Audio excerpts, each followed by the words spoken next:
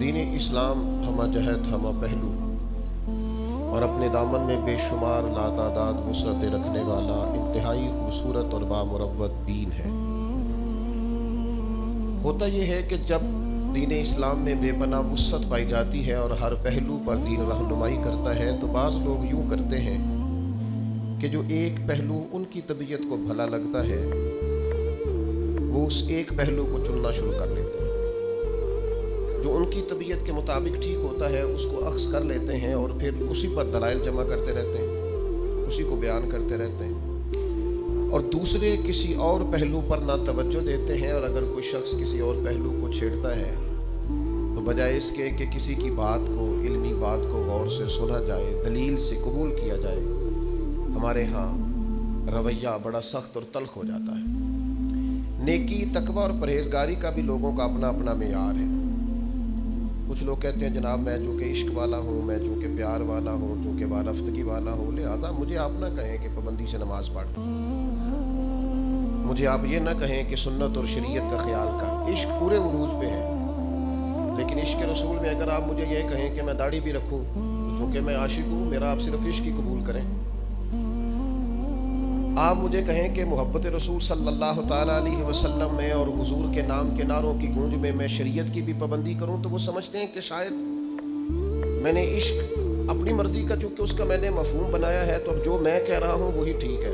ہمارے ہاں یہ ہوتا ہے کہ ہم ایک پہلو کو لیتے ہیں، اب ایک دوسرا پہلو ہے۔ میں نے اس طرح کے ڈھیر سارے لوگ دیکھے، ان کی آپ باتیں سنیں، ان کی آپ دعوے سنیں تو مفتیوں کو مشورہ دیتے ہیں عشق رسول کا۔ بڑے بڑے لوگوں کو کہتے ہیں جناب آپ میں وہ ذوق ہی نہیں، لیکن ان کی اپنی عملی کیفیت اتنی کمزور ہے کہ سوائے بلند و بالا دعووں کے اس کے علاوہ پس منظر میں کوئی چیز نظر نہیں آتی۔ بھئی جس محبوب سے آپ کو عشق ہے اس محبوب نے جو حلال حرام کی تمیز بتائی ہے اس پر عمل کیوں نہیں کرتے؟ مجھے بتائیے کیا لوگ خالی دعووں سے راضی ہو جائیں گے، مطمئن ہو جائیں گے؟ میں دوستوں سے عرض کرتا رہتا ہوں، میں کہتا رہتا ہوں کہ ہم سمجھتے ہیں کہ شاید بہت زبردست مہنگی گاڑی کی وجہ سے لوگ میری تعریفیں کریں گے کہ کوئی بڑا، بہت جد و جہد کر کے قیمتی موبائل لیتا ہوں تو لوگ سمجھیں گے بڑا معروف آدمی۔ میرے آنے پر درجنوں بیسیوں لوگ اگر استقبال کو کھڑے ہوں گے تو پتہ چلے گا میں بہت بڑا آدمی ہوں، تو اس سے بھائی بندہ بڑا نہیں ہوتا۔ آپ کی گاڑی بہت بڑی نہ بھی ہو، آپ چھوٹے تاجر بھی ہوں، لیکن اگر آپ لین دین میں ٹھیک ہیں تو لوگ آپ کی تعریف کرتے ہیں بندہ کھرا ہے، یہ چیز وقت پر دیتا ہے، وعدوں کی پابندی کرتا ہے۔ آپ کسی بھی شعبے سے تعلق رکھتے ہیں، ہمارے ایک استاد کہا کرتے تھے کہ بعض استاد شاگردوں سے ثابت کرانا چاہتے ہیں کہ میں بڑا پڑھا لکھا ہوں، بڑا سیانہ ہوں، بڑا زبردست ہوں، شاگردوں سے خود بخود ان کے سامنے وہ تعریفیں رکھتے ہیں۔ فرماتے ہیں اس سے بہت بہتر یہ ہے کہ آپ ان کو پڑھائیں، جب کوئی شاگرد قابل ہو جائے گا تو پتہ چل جائے گا آپ کتنے قابل ہیں۔ اس سے پہلے آپ کا خود سے کہنا یہ کوئی معنی نہیں رکھتا۔ اور اس شاگرد سے مراد دینی شاگرد بھی ہیں، مدرسوں کے، کالجوں، یونیورسٹیوں کے کام سکھانے والے استاد بھی ہیں۔ آپ سکھا دیں گے تو پتہ چل جائے گا آپ کتنے قابل ہیں، لیکن آپ خود بخود اگر یہ دعویٰ کریں گے تو آپ کمزور ہو جائیں گے، لوگ سمجھیں گے کہ کوئی تعریف کرنے والا نہیں، لہذا صاحب خود ہی اپنی تعریف کر رہے ہیں۔ تو کچھ لوگ صرف دعویٰ عشق کر کے مضبوط ہو جاتے ہیں، عمل نہیں کرتے، یہ بھی پہلو درست نہیں ہے۔ اور کچھ لوگ ایسے ہیں جو نرا عمل کا دعویٰ کرتے ہیں، وہ کہتے ہیں جناب آپ کیا نرے نعرے لگاتے رہتے ہیں، نماز پابندی سے پڑھیں، عبادت وقت پر کریں، صدقات زکوٰۃ کا خیال کریں، حج عمرہ ٹائم پہ کریں، باقی آپ کن چکروں میں پڑھیں، عشق بھی ہونا چاہیے، پیار بھی ہونا چاہیے، محبت بھی ہونی چاہیے۔ یہ دوسرا پہلو ہے، یہ بھی خطرناک ہے۔ یہ بھی خطرناک ہے کہ آپ کہیں کہ میں نے سیدھی نماز پڑھ لی، اب تم مجھے کہو کہ میں غلامی بھی کروں۔ وہ عبداللہ بن ابی سلول سے جب کہا گیا نبی پاک علیہ السلام کی پیروی کرو تو وہ کہنے لگا، منافق تھا، کہنے لگا تم نے ہمیں کہا کلمہ پڑھو ہم نے پڑھا، تم نے کہا نماز پڑھو ہم نے پڑھی، تم نے کہا زکوٰۃ دو ہم نے دی، تم نے کہا حج فرض ہے تو ہم نے کیا، اب تم ہمیں کہتے ہو کہ محمد کی عبادت بھی کریں؟ معاذ اللہ ثم معاذ اللہ۔ اس کو اطاعت کا کہا جا رہا ہے اور وہ معنی کیا بیان کر رہا ہے؟ وہ غالب کہنے لگے محبت کو ظالموں نے عبادت دیا قرار۔ ان سے کہا جا رہا ہے کہ اطاعت کرو، غلامی کرو، کہتے ہیں آپ ہمیں یہ کیا مشورے دے رہے ہیں؟ تو خشک عبادات کے بعض لوگ قائل ہیں، وہ کہتے ہیں ہم سے ادب نہیں ہوتا، ہم سے اکرام نہیں ہوتا، ہم سے کھڑے ہو کے ہاتھ باندھ کے مدینے کی جانب منہ کر کے درود و سلام نہیں ہوتا۔ ہم سے اگر آپ کہیں کہ یہ ذوق، یہ شوق، یہ وارفتگی یہ بھی پیدا کریں تو یہ نہیں ہم سے ہوتی. نماز پڑھ تو رہے ہیں، روزہ رکھ تو رہے ہیں. یاد رکھنا اگر خشک عبادات رہیں گی نا تو بندہ عبادت کر کے تھک جلدی جائے گا. عبادت کرے گا لیکن وہ عبادت اس پر کیف پیدا نہیں کرے گی. تقویٰ، پرہیزگاری وہ کرے گا صحیح، لیکن وہ اس کے لفظوں جملوں تک تو رہے گا، اس کی روح میں نہیں اترے گا. یہ ساری چیزیں روح میں تب اترتی ہیں جب بندہ جم کے اور ڈٹ کے مدینے والے محبوب سے محبت کرتا ہے صلی اللہ تعالیٰ علیہ وسلم. اور میرے نبی پاک صلی اللہ تعالیٰ علیہ وسلم کی تو ذات ہی ایسی ہے. حضور کو تو اللہ نے بنایا ہی ایسا ہے کہ ان کو چاہا جانے کو دل کرتا ہے، اکرام کرنے کو جی چاہتا ہے. محبوب کریم صلی اللہ تعالیٰ علیہ وسلم نے اپنے غلاموں کو جہاں جہاد کا حکم دیا، عبادات کا حکم دیا، زکوٰۃ کا حکم دیا، وہاں کہیں بڑھ کے صحابہ سمجھ گئے تھے کہ ہمیں حد درجے احترام بھی کرنا ہے مدینے والے باپ. مجھے دیکھیے نا، دو ہی باتیں ہیں، لفظوں کا چناؤ، انداز تکلم، گفتگو، دو ہی باتیں ہیں. ایک صاحب آتے ہیں، وہ آگے کہتے ہیں جناب یہ میرا نام ہے، یہ میرا کارڈ ہے، اتنے عہدوں پر میں فائز ہوں، فلاں فلاں جگہ سے آیا ہوں، یہ میرا کارڈ اندر بھیج دیں آپ فلاں بزرگ کے پاس، انہوں نے جا کے کہہ دیں کہ فلاں صاحب آئے ہیں. ایک طریقہ یہ بھی ہے کسی سے ملنے کا. تو ظاہر ہے کارڈ دیکھتا ہے بندہ کسی کا تو پریشر میں تو آتا ہی ہے، تو ہو سکتا ہے وہ کہ فٹافٹ بلاؤ، اتنا بندہ بڑا آدمی ہے، لیٹ ہو جائے گا تو مشکل کھڑی ہو جائے گی. اور ایک صاحب آ کے پوچھتے ہیں کہ ذرا بتانا کہ شیخ مسجد میں کب آتے ہیں. وہ جب تشریف لائیں گے میرا بھی دل کرتا ہے چند باتیں سن لوں، تھوڑی گفتگو کر لوں، کچھ اگر میسر ہو. اب اس طرح کا پیغام جب شیخ کے پاس جاتا ہے تو یقین کریں اس طرح کے لوگوں کو ڈھونڈنے کو دل کرتا ہے کہ ان کے پاس کچھ وقت بیٹھا جائے، کچھ خیر کی بات ہوگی، سننے سنانے کا، بات کرنے کا کوئی موقع میسر آئے. الفاظ، انداز، اس کے اندر اگر آپ نے ابا جی سے کہہ دیا کہ ابا جی کیا کھانا ہے، کوئی حکم ہے تو بتائیں، پریشانی کس بات کی، پیسے چاہیے تو دے دیتا ہوں، یہ بھی ایک لہجہ ہے. اور ایک لہجہ یہ ہے کہ آپ اپنے والد کی طبیعت سمجھ جائیں، آپ اپنی والدہ کی رضا سمجھ جائیں. آپ دیکھیے قرآن مجید نے ایک اور تقوی کا پہلو بھی، نماز بھی بندے کو متقی بناتی ہے، روزہ بھی کا مقصود بھی تقوی ہے، حج کرنے جاؤ تو بہترین زادہ راہ تقوی ہے. تمام عبادات سے تقوی کا حصول ہوتا ہے. ایک اور تقوی بھی قرآن نے بیان کیا، ان الذین یغضون اصواتهم عند رسول اللہ. فرمایا بے شک وہ لوگ جو اللہ کے رسول کی بارگاہ میں اپنی آوازوں کو پست رکھتے ہیں، ذرا دھیما بولتے ہیں، کریم کی بارگاہ میں ذرا سلیقے سے بولتے ہیں، ذرا آہستہ آہستہ، اے پائے نظر ہوش میں آ، یہ کوہ نبی ہے، آنکھوں سے بھی چلنا یہاں بے ادبی ہے. اور فاضل بریلوی کہنے لگے یہ ذرا انداز دیکھیے، کہنے لگے حرم کی زمین اور قدم رکھ کے چلنا. آخر آدمی نے پیروں سے چلنا ہوتا ہے نا. فرماتے ہیں حرم کی زمین اور قدم رکھ کے چلنا، ارے سر کا موقع ہے ہو جانے والے. تو حضور یہ تو آپ دوسروں کے لیے کہہ رہے ہیں، تو آپ کا معیار کیا تھا جب حرم گئے تھے حضور کی بارگاہ میں؟ تو فرمانے لگے پیش نظر ہے وہ نو بہار، میرا تو سجدے کو دل ہے بے قرار، روکیے سر کو روکیے، یہی تو امتحان ہے.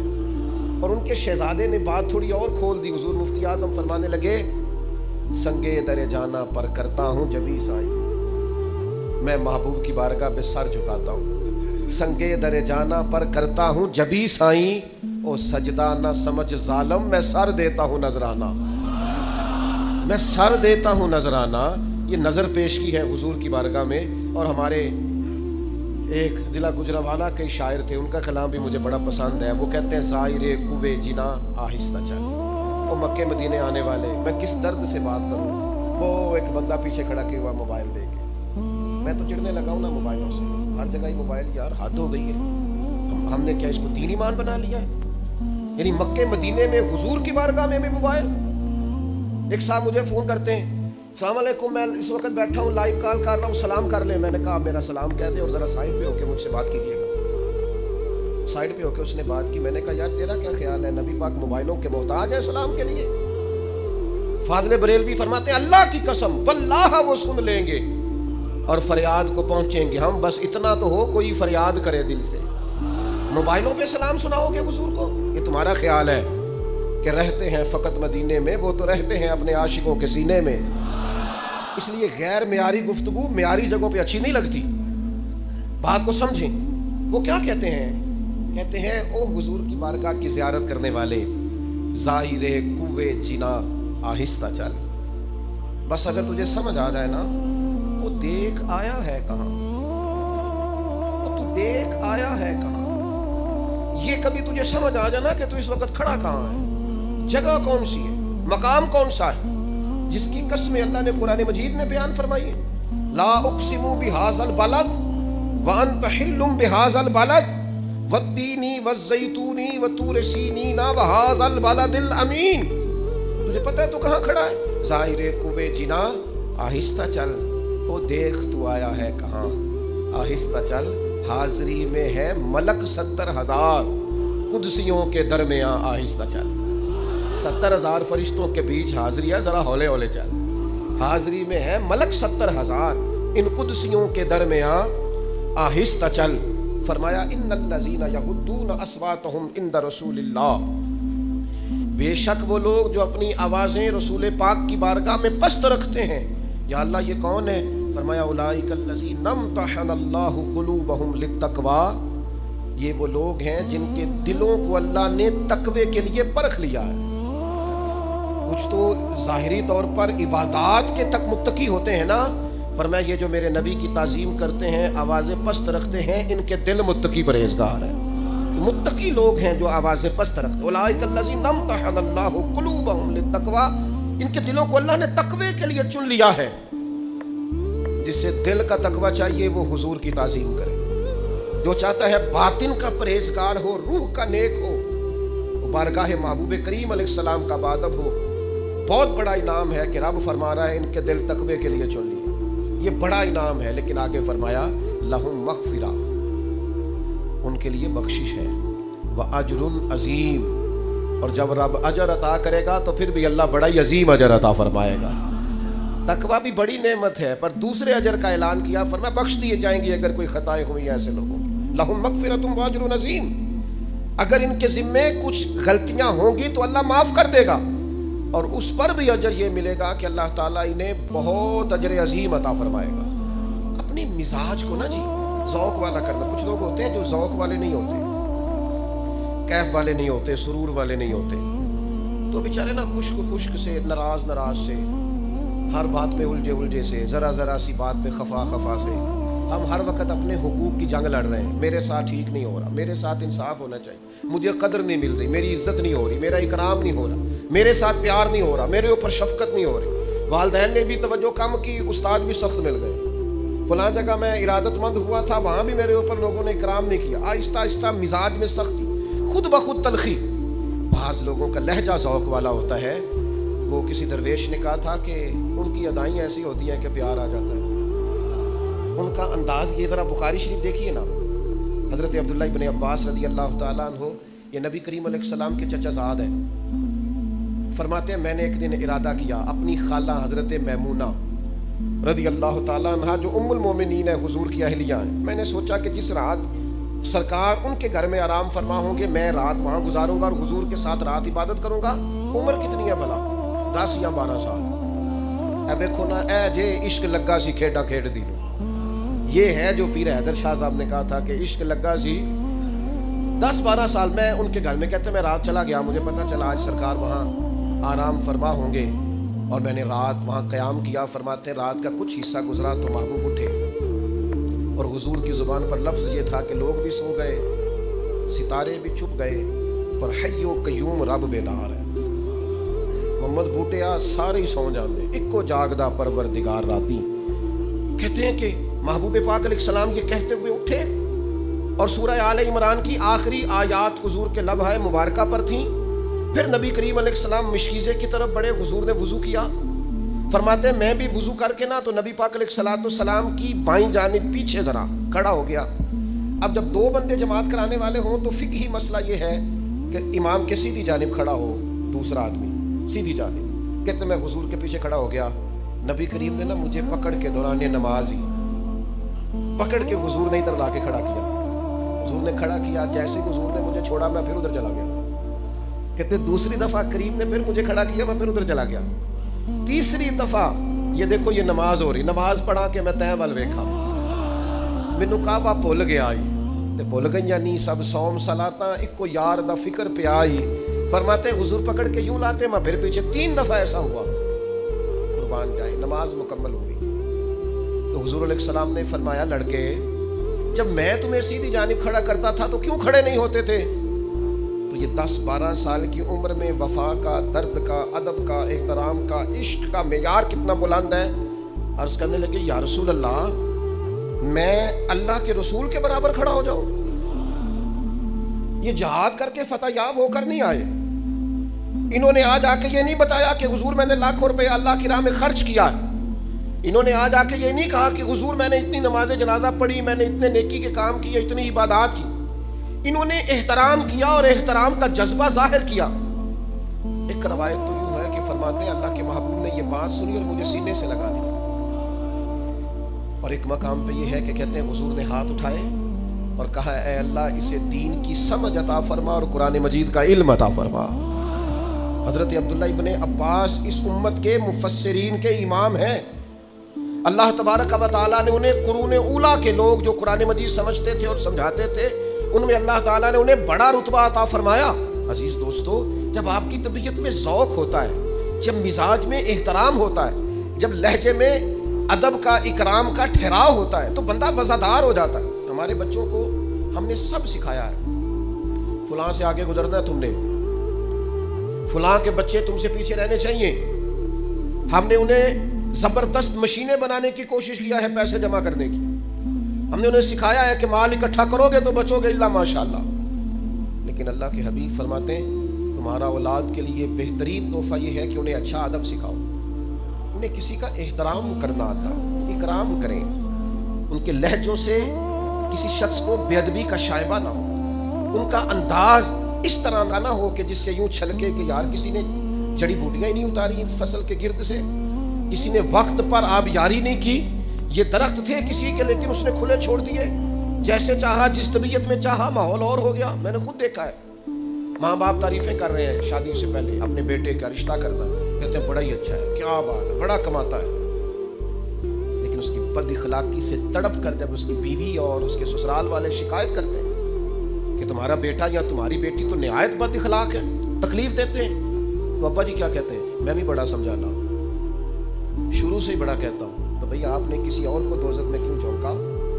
आप क्या समझते हैं फिर आपके लिए खैर के जुमले आएंगे?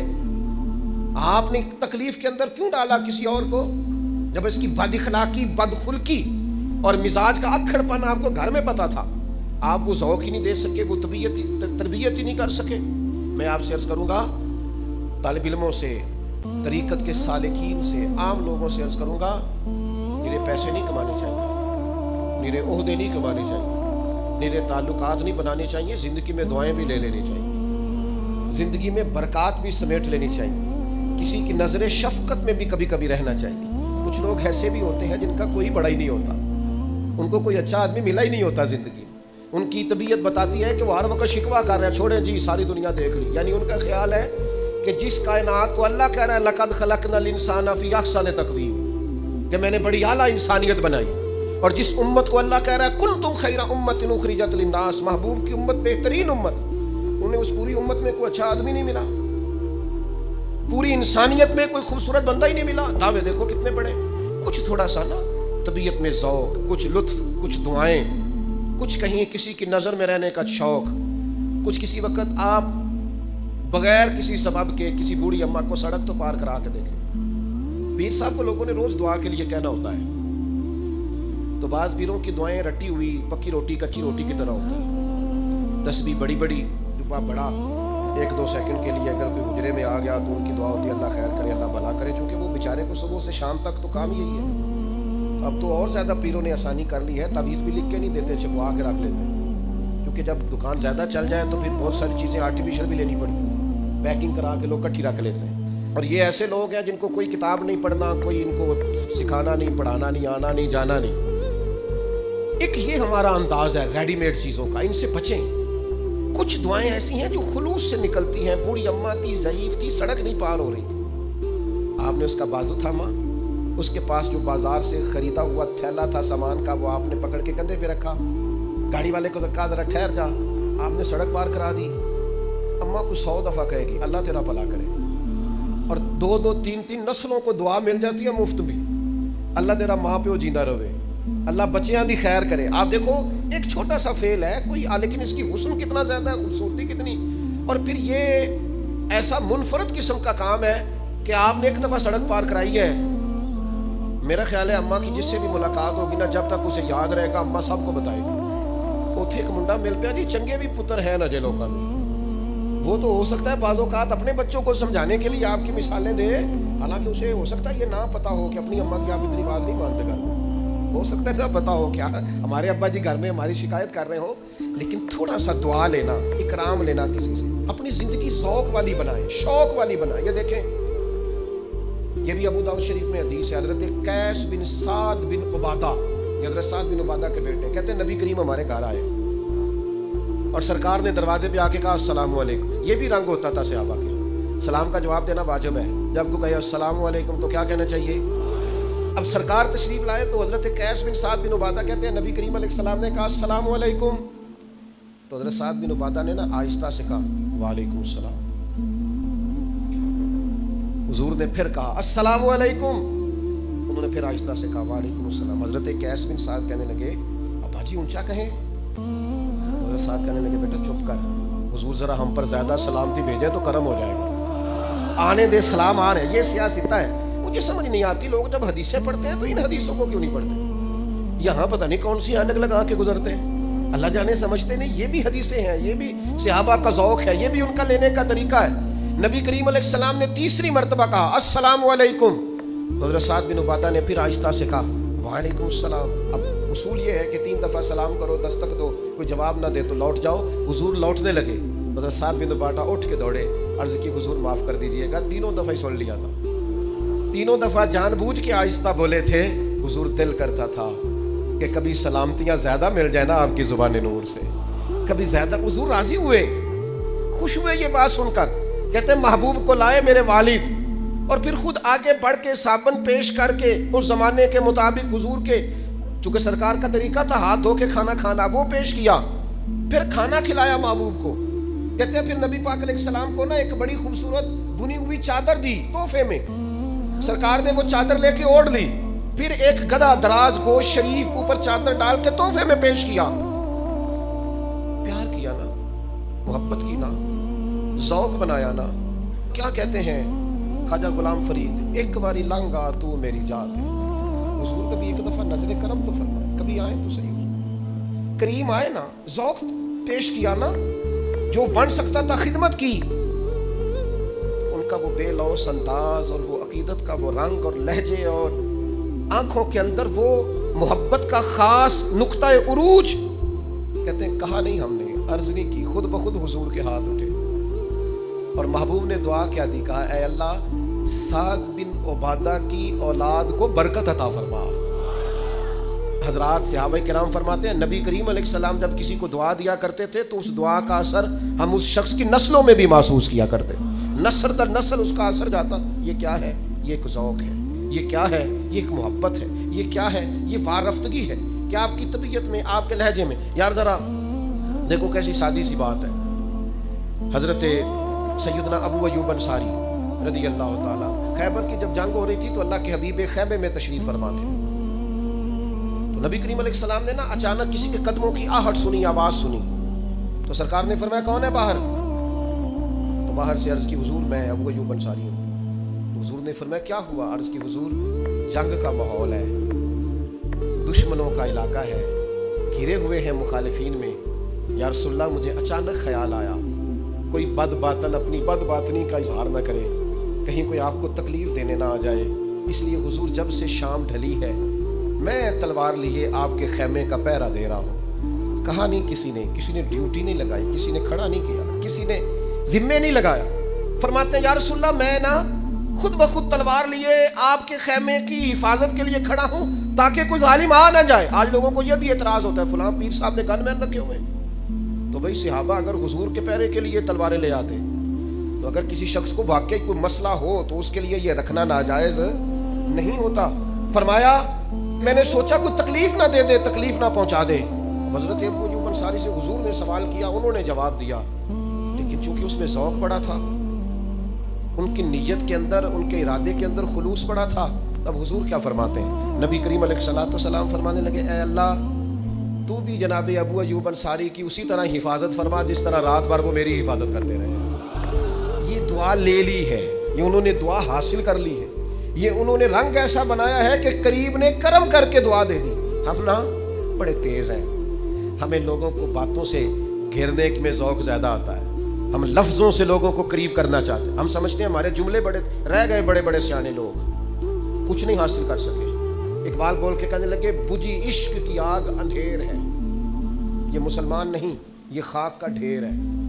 اب اس کے اندر عشق ہی نہیں ہے تو یہ ایک ڈھیر تو ہو سکتا ہے، اس نے بہت ساری چیزیں جمع کر لی لیکن ڈھیر تو ہو سکتا ہے، لیکن اب یہ مسلمان والی کیفیات، وہ یار نماز روزہ حج زکوٰۃ یہ ضروری چیزیں ہیں، لیکن ان کے اندر جب آپ ذوق پیدا نہیں کرتے، درد پیدا نہیں کرتے، شوق پیدا نہیں کرتے، حضور کی غلامی کی لذت اس کے اندر آپ شامل نہیں کرتے، کھجور اور میدے کا حلوہ بنا کر حضرت عثمان غنی نے بھیجا، کیا مطلب کیا کتنا کو مہنگا حلوہ بنتا یار آج، یا کیا عرب کے اندر کھجور عام تھی؟ یہ ذرا انداز دیکھیے، کھجور اور میدے کا حلوہ بنا کر البدایہ و نہایہ نے لکھا ہے حضرت عثمان غنی نے وہ حلوہ تیار کر کے نا پتہ کیا آج حضور کہاں تشریف فرمایا، تو ام المومنین حضرت ام سلمہ رضی اللہ تعالیٰ عنہ کے کاشانہ نور پر حضور کرم فرماتے، حضرت عثمان غنی نے وہ حلوہ پیش کیا، گھر میں بھیج دیا، محبوب تشریف لائے تو گھر والوں نے حلوہ پیش کیا، حضور نے فرمایا کہاں سے آیا ہے؟ عرض کی حضور عثمان غنی نے بھیجا ہے۔ آپ ذرا یہ انداز دیکھیے اور جملوں کا چناؤ دیکھیے، ایک حلوہ ہی آیا نا اور دیا حضور کو ہے، سرکار تناول فرما کے کہتے کہاں سے آیا؟ یا رسول اللہ عثمان غنی نے بھیجا ہے، تو حضور نے ہاتھ اٹھائے اور یہ دعا کا انداز دیکھیے، کہا اللہ عثمان تجھے راضی کرنا چاہتا ہے تو ہو جانا راضی عثمان غنی، حلوہ حضور کو بھیج رہے ہیں اور حضور فرما رہے ہیں اے اللہ عثمان تجھے راضی کرنا چاہتا ہے، حلوہ حضور بخدا خدا کا یہی ہے در، فاضل بریلوی کہتے ہیں بخدا خدا کا یہی ہے در، نہیں اور کوئی مفر مکر، جو وہاں سے ہو یہیں آ کے ہو، جو یہاں نہیں تو وہاں نہیں۔ فرمایا اللہ تجھے راضی کرنا چاہتا ہے تو ہو جانا عثمان سے راضی، تھوڑا سا نا اپنی زندگی کو، وہ یار عید کے بغیر بھی کبھی کبھی ابا جی کو جوڑا لے دیا کرو، کچھ نہیں ہوتا، بغیر سبب کے بھی کبھی اماں کو کہہ دیا کرو کہ یہ تھوڑے پیسے ہیں، کوئی حرج نہیں، گھر والوں کو، اہلیہ کو، بچوں کو بغیر وجہ کے بھی کسی وقت محبت، کبھی کبھی دوستوں کو بغیر سبب کے۔ دیکھو نا شریعت اسلامیہ نے 2.5% زکوٰۃ فرض کی ہے، لیکن حضور فرماتے ہیں صدقہ دے کے دوزخ سے بچ جاؤ، چاہے کھجور کا ایک ٹکڑا ہی صدقہ کرو۔ نفلی صدقات پر توجہ دی، نماز کے فرض 4 رکھے عصر کے، لیکن فرمایا جو عصر سے پہلے 4 رکھتے پڑے گا، اللہ کے رسول نے دعا دی اے اللہ اس بندے پہ رحمت فرما دینا۔ یہ جو آپ کا ذوق ہے، آج لوگ پتہ کیا کر رہے ہیں، میں بڑی غور سے، فکر سے، تدبر سے آپ کو کہہ رہا ہوں، خدا را میرا درد سمجھنا، لوگ ہم سے ہمارا ذوق چھیننا چاہتے ہیں۔ نبی پاک کی غلامی اور عشق کا جو ذائقہ سینہ بسینہ ہمارے بزرگوں نے ہمیں دیا ہے نا، وہ ذوق ہم سے، لوگ ہمیں کہتے ہیں سیدھی سیدھی نمازیں، روزے، حج زکاتیں کرو اور بغیر دعاؤں کے نمازیں پڑھ کے دوڑ جاؤ، تمہیں کوئی ضرورت نہیں، پہلے کہتے تھے اولیاء اللہ اور انبیاء سے نہیں مانگنا، اب کہتے ہیں اللہ سے بھی نہ مانگو، نکل جاؤ نماز پڑھ۔ اس خشکی سے اپنے آپ کو بچانا، یہ آہستہ آہستہ جب طبیعتوں میں پیوست ہو جائے گی تو پھر یاد رکھنا عبادات کا ذوق لے جائے گی۔ میں نے قرآن مجید پڑھ کے عرض کیا ہے کہ اللہ فرماتے ہیں جو صرف آوازیں پست ان الذین یغضون اصواتهم عند رسول اللہ، جو صرف میرے نبی کی بارگاہ میں آوازیں نیچی رکھے نا، اولئک الذین امتحن اللہ قلوبهم للتقوی، یہ تو دلوں کے پرہیزگار ہیں، ان کے دلوں کو پرکھ لیا ہے اللہ نے تقوی کے لیے۔ اگر دلوں کے پرہیزگار بننا ہے تو پھر زندگی تعظیم مصطفیٰ والی، غلامی رسول والی، اللہ تعالیٰ سمجھنے کی